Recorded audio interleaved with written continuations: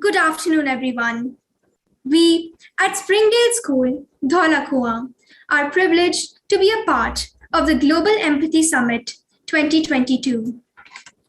We at Springdales believe that empathy is seeing with the eyes of another, listening with the ears of another, and feeling with the heart of another. With this thought at the core of our mind and heart, our six-member team of Ms. Tarini Kher of Grade 6, Ms. Gayatri Hima Bhilash of Grade 6, Master Harshan Singh of Grade 6, our teacher mentor, Mrs. Ritu Sharma, and our parent volunteers, Mrs. Aradhna Kher and Mrs. Charanjit Kaur Sethi, present to you our project plan. The main objective of our project is to understand the difference between sympathy and empathy. It is our turn to learn to give back to the society in whatever way we can. We also aim to create a sense of dignity in the underprivileged girls.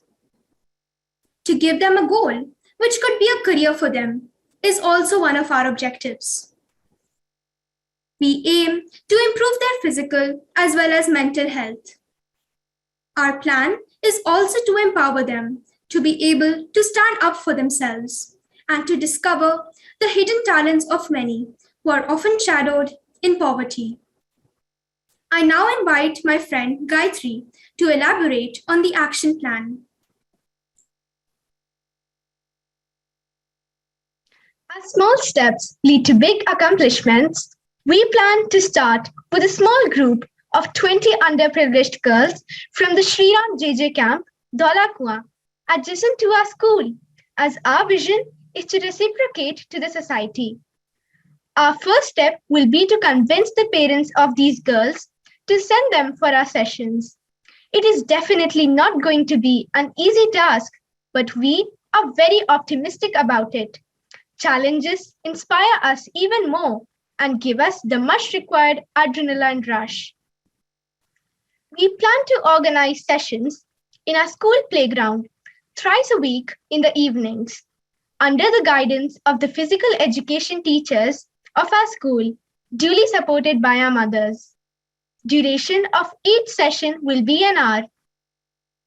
We also invite some of our doctor parents to explain the girls about the importance of good health and hygiene.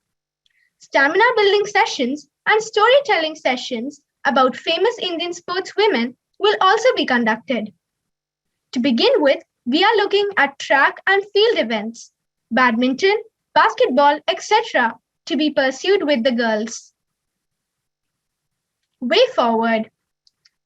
Going forward, with the help of some sponsors, we will be able to hire professional coaches to provide proper training to our group.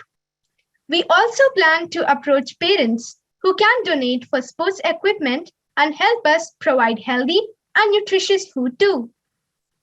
Once we determine the interest and strength of the group, in future, we also plan to buy sports equipment and rent out a proper place for the training of the group. With a vision and a strong will to do the best for our society, we wish to sincerely and dedicatedly give shape to the dream we all have seen together to empower our girls in all respects. Now, I invite my friend Harshan to further elaborate on the project plan. This slide shows the phases of our proposed project. We have planning phase, execution phase 1, 2 and 3, followed by project closure phase. 20 underprivileged girls will be supported by nutritious diet, sports equipment and sports training. Project duration is expected to be 12 months. First 2 months would be dedicated for detailed planning of activities and enrollment of underprivileged girls. This will be followed by 9 months of training in sports, divided into 2 phases of 4 months and 5 months each. The initial phase of 4 months would involve basic training by school sports teachers and student volunteers. In the next phase of training, girls with high potential to excel in sports will be trained through professional trainers. Girls will be provided nutritious diet supplements, and sports equipment. In the last month, we will work on project closure report. The estimated cost of the project is 1.2 million Indian rupees, which is approximately 23,000 Australian dollars. The majority of expense will be towards nutritious diet for underprivileged girls, which their families are incapable of providing them, and on procuring sports equipment and professional training. We have cut costs by leveraging school sports infrastructure and school sports teacher. The phase-wise distribution of the project is flashed on the screen. We have received good response from our parents community, which includes doctors, sportspersons, and defense personnel. They have agreed to offer community service with which there exists a possibility of further optimizing the cost. We are flexible with the project cost, and based on the available budget, we can decide the number of girls to be enrolled and duration of their training. We take this as an opportunity to express our gratitude towards Virtual School Australia.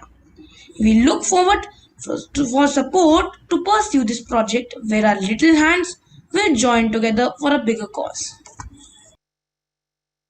Oh, look, I just think it's wonderful, girls. You've done such a wonderful job outlining your project and the difference between sympathy and empathy. It's so important.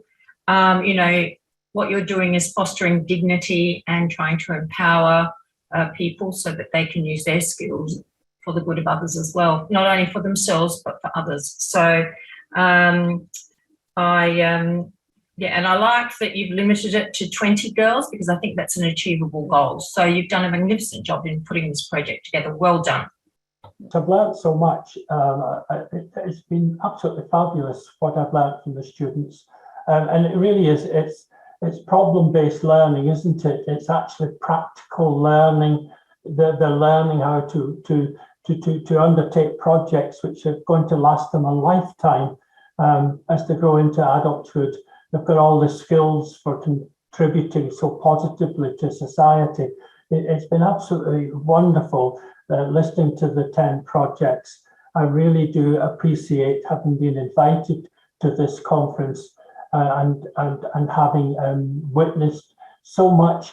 What really strikes me is the conference itself has reached out globally, and it's a global village now. And it's so wonderful that the students have had this platform across the planet. Thank you.